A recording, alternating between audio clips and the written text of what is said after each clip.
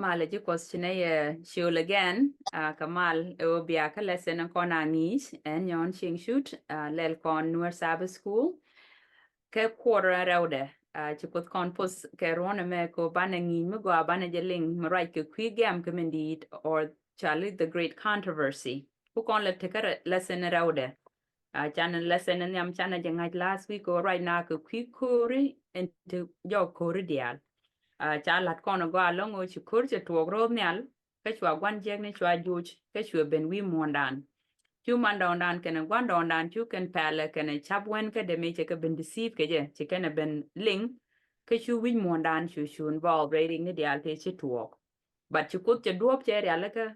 me dong do go ra mar ko kon ke chwa yesu kristo chu bengun mala kwer ki bos pal ke dan ndit ko go ro ba kon loy mar ke kristo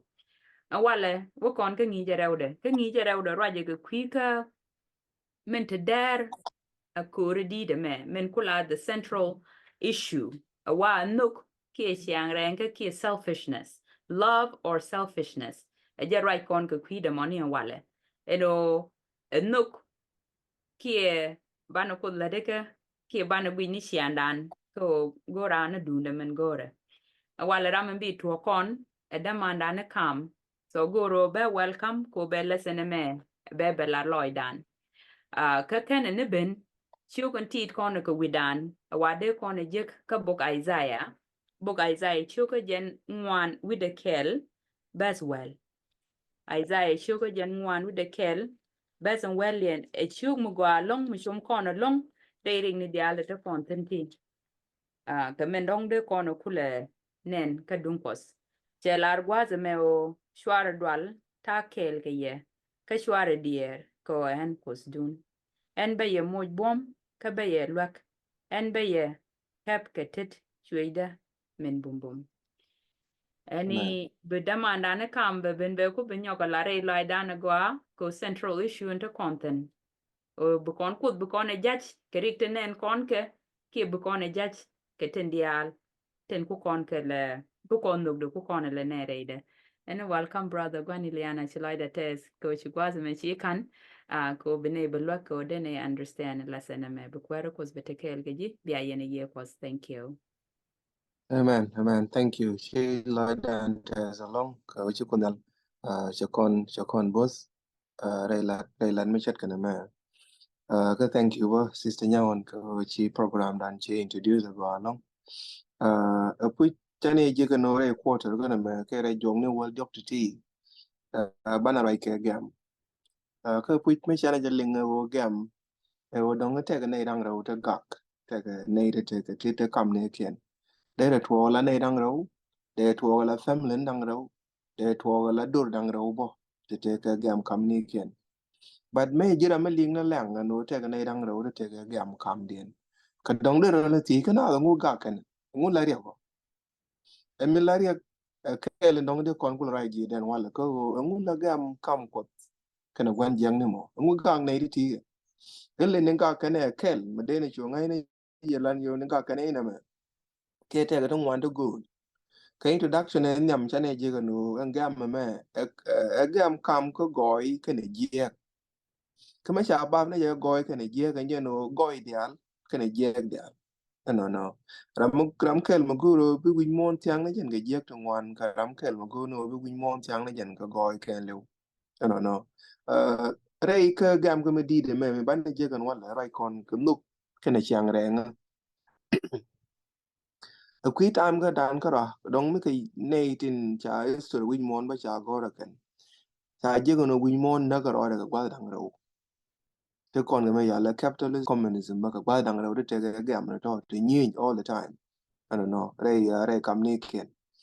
Away your go I know did not chung a dwarf and way your don't go I know did not chung a guam. The con all the western world, Katang Kennedy not chung a to conquer all the eastern Yalungutan, take a Russia, Chinese, the Wheaton Kong, the Chungba Chondian. The weed it over Kagam, walla, come naked. Machine Kagam at a come for the book and a year. But then your bunny a lawyer and bo. Take what I'm going to take a gamton. Take one go lawyer and looked Kagwam go lawyer and a rankton bo. No. Don't go right continue walla. wo bana no ko nyal bana jenen re jegni dial den to ke de non gwen jegni kare wa no dong rami nok na ro de mi chet ka ta de gwen jegni kana no in chi kun nyal nyos kon kan kwa dong de kon the compare long ban wala bana kwen ka bog dan ne am ka Isaiah cho ka jen ngwan wi kel Isaiah cho ka jen ngwan wi kel verse 10 chela na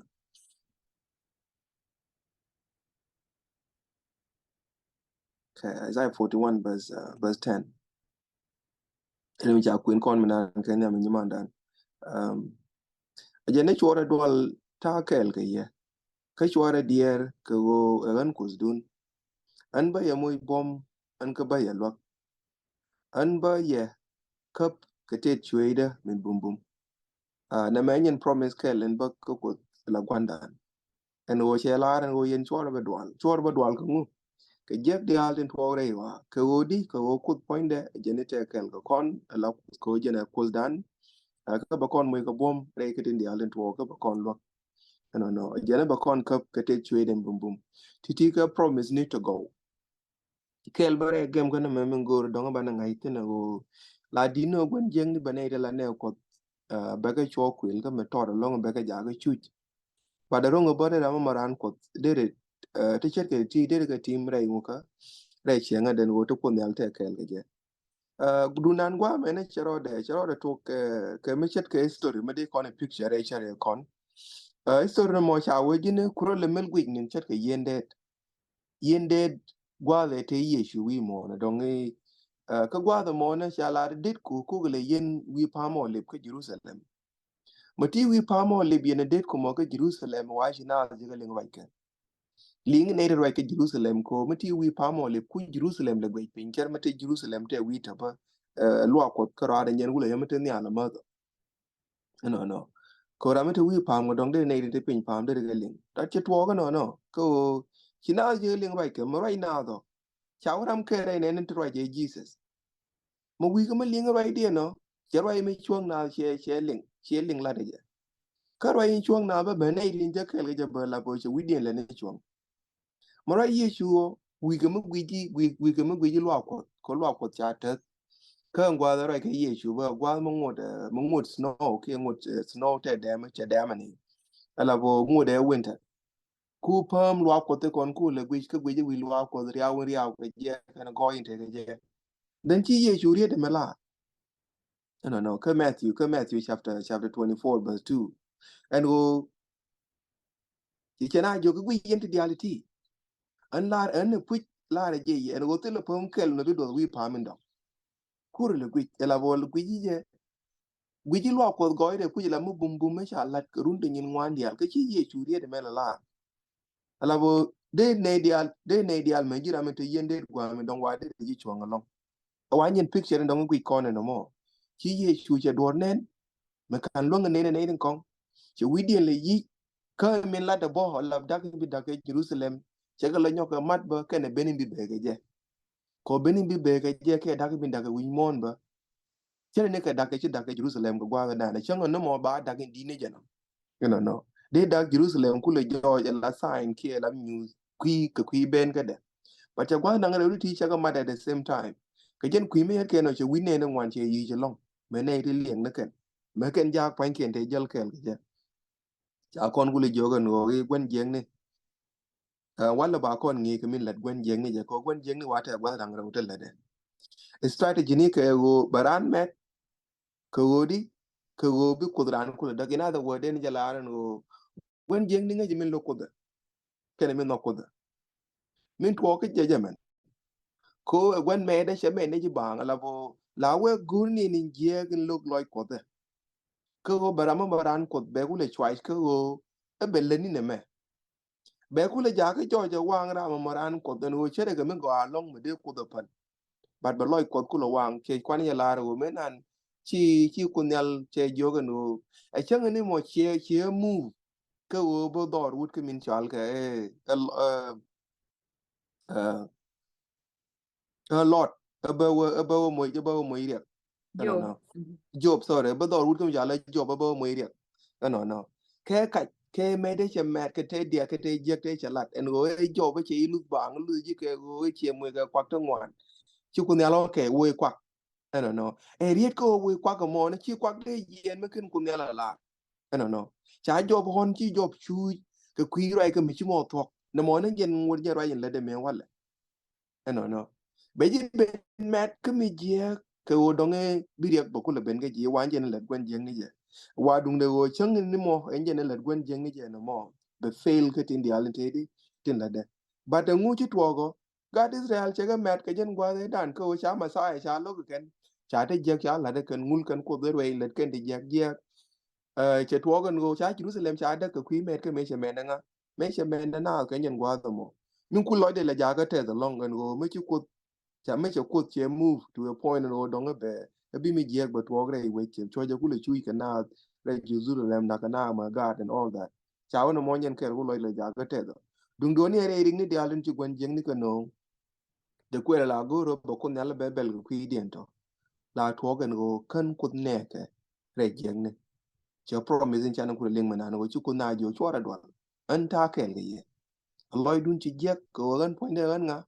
jen gan Kuothdun no jenen ba ya bum ka ba ya lok an ba ya kap ka te chwede min tedi ba ya kap ka te chwede min bum to to na ka ken de kon ga ti to re mu ka re chuje min wa kon tin ka o Kuothdun te kel ko kon ne cha ba da mut wo go an go mi chu gut wo gan go chu gwen jek ni chena ja ko cha meg ni min chu ro lut ka cham ko cha meg ni min je di kwela mu la to go wa mi la to gemen chane jigan go put tul loy ko the long me cha gad ke cha ganen go chi ga meng ne chang ngo ka chi ga meng ne chang me je ke chang ngo chi ga meng no bi ga na yak chi ga meng no bi ga lan ne tin jak ti ro dien lut kara mo moran ko a put la je loy ko ten no da ke Jerusalem put ke nyen ke 70 AD go ngai ko no wa da ka ya lu da ke 70 not 70 AD yeah 70 AD rather we mo ne daga jirom daga korin chala titus ngai konan go ke nyam ngut kan Jerusalem kan ne dak ne ta ko e ko nyam wudi chala Pompey General Pompey ko kore then ko kayen gwa te kan the leadership of yalang of Nero no ko Nero nje la ko ro ne ngai kon te jek te chi wudi chala Nero chakala de long no chika wudi ala Agrippa mo chi mo ran Jews bo but te ka karate nyon ke ji yalngu ke ji Syria to chula Cuarɛ kana la king mani me chi Jews ben goro dong bi ka kaira cha kaira re nyama ken cha long cha Cuarɛ cha ju bad ban lo ra ku de yo ke mande no but ka kaira re ude chi Nero che wudi ala titus che goro be ja be we ba ben da but ngut kan we ne da ke te ga warning me chi ye chu kam ngani chi ye chu che kam kon la bo ke lungu kon ba ne je gan tam an go no konyal re daka mi chet kan me me chana queen ko look right kon ko kernin get loide a broken hearted savior me chana queen ko look chapter 19 when mo yo che nen je bere me der kon lo ko queen there go Luke chapter 19 Go. mm. Bad. Verse 41 work 44 41, 44. mm.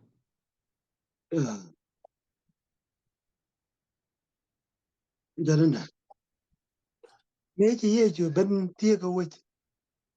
E jo we nen. Jo we ka kwide.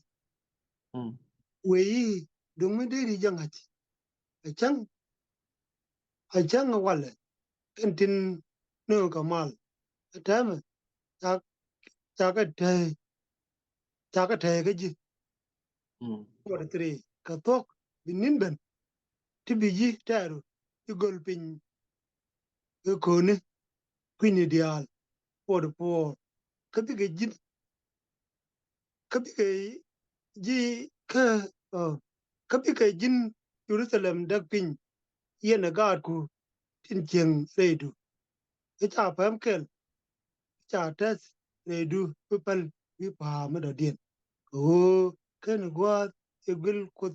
ini jengach. Amen. Kwela gwe. Ntama ngu yutu wa ntama.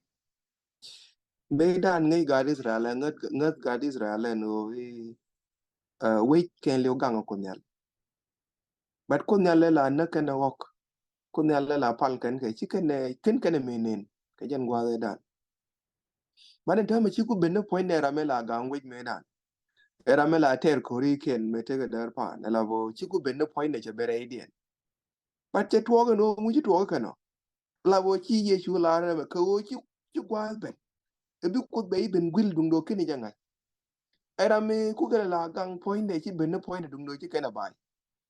Bada mu chi tuwa ka bai je cha bai ne je kan.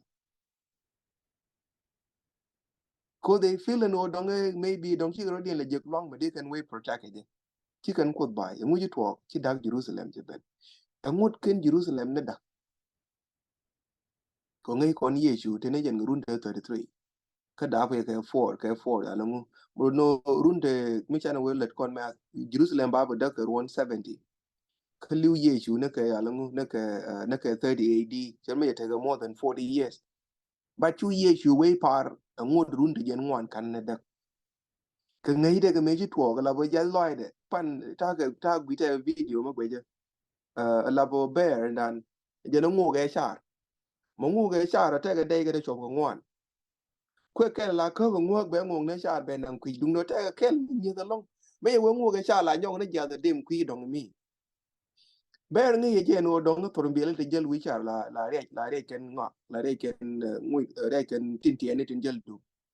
kwer me la nanga banang kwi bene me wo nyogo no nyo bine me dong char nyogo ngok la bo mudung te lo joro mo to mbele to go de ken ring la bo de dawo mo de ba pinye ken ba ti ber che gar me di ko la bo nanga ne me bine me ro nyogo char do bo we nyogo ne me no bine me ro nyogo ri ngo ge char nyogo na mo de kon gwe yo nyantang te ko den ma ke Jerusalem ko wi ye chu ke go I have tried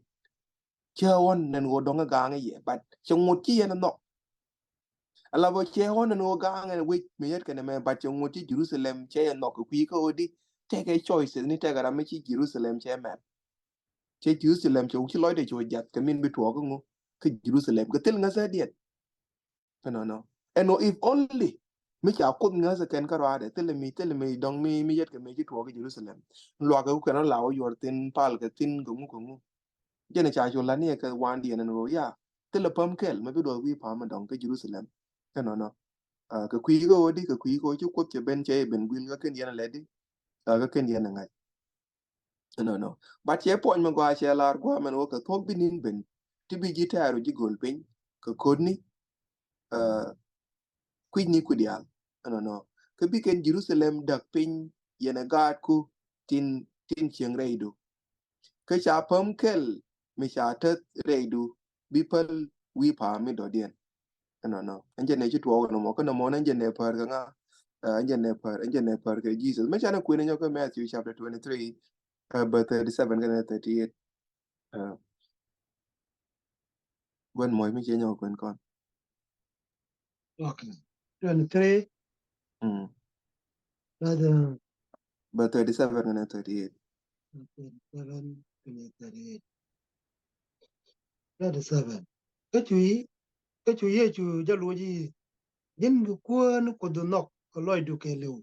cái tiề đồ kề liu cái nó cháo đồ kề liu thế thì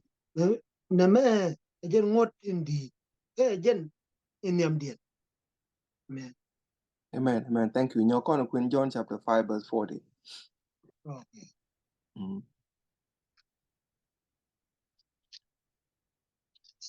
that's 40 yeah okay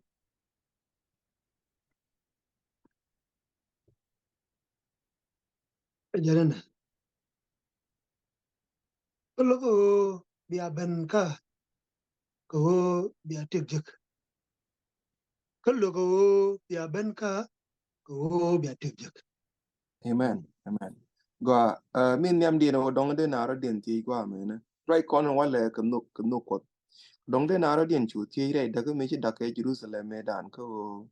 kun nyal nok de te ni ka gwa de da ga we me na ga me ka te nga dwer tel be tin no ko te wani no ba chane answer chane je kan ta ma ko e put nay the tea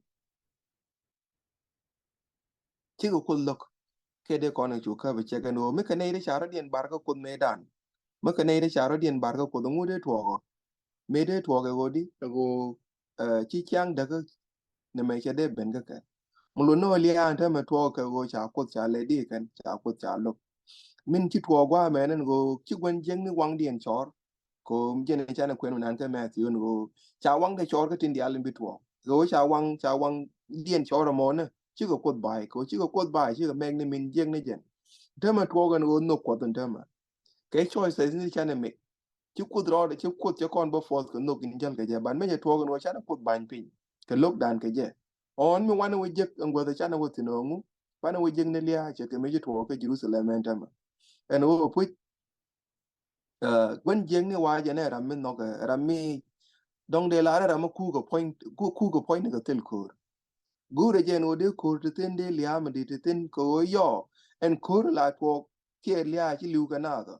la no nga cherran de je kre ran wa no kara ku bi ran chura ram mi wa ke be chula ni ti je ne ka na long e kyang je ga te ran on je ne gur gwen jeng ni go de bera point ran de joy e kyang na ma on kun yalla mon wo be kyang je ni min te ran be kompin ke kyang go ye de ke ngi de ko be jo kan go re du te ko no chet ko ko point te ko no but gur kun no gur gwen jeng no ba wat ne kyang je en te ra ko ma charan me che me ku kwi me yet ke no ba dak chu je kare ngu ka kare ko dong chiran ko ban pin no ma chana kwin nyo ga Matthew chapter 24 dong chi jan right Matthew 24 verse 15 waka 20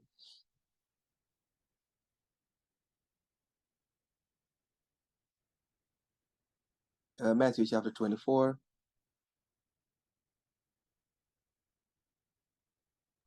Verse 15. verse 15 waka 20 Okay. Verse 15. Kano, biami je long nen,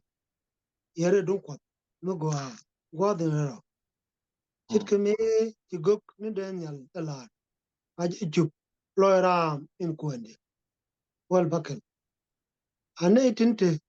Kajuda, Barbara was family. Well, Barrow. Aram, met a wee duel near, Chile ben pin. Oh, but met a duel, ben can. Well, but Karam, met a ray kaka, Chile lunjok. Oh, baby the ben can. Well, one. Alaria, come on, the root, Kanatin, Luth, and in Toto, 20. Palakut, oh, Ibarun, Baro, Ben, a jump, Kitchen longer, 21. Oh, and go them more, but take a church, midi, Mitchet Kami, can come to thin, the Tukawa, a manatam. Catch a rubber met nyok, got walk, 22. Come can nin toto, Jaga qui, Teram Kel, Ba can, Ba nin toto, Jaga check, the queen ene, Tintamek, 23. go ahead Kami joke, Ram Kel ye, Masaen, Ki Jenny, Tuarajanga, 24.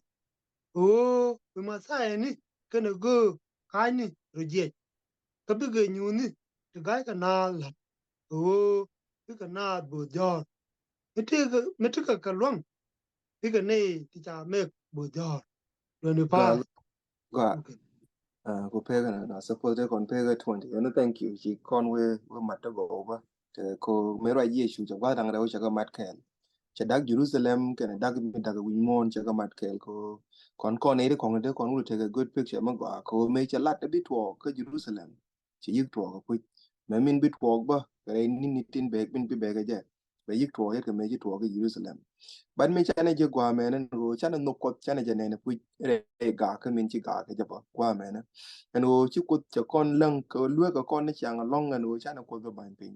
ka bai nan pin ko ku ngu be non ko no che to kan ta me cha kon non dak Jerusalem cha dak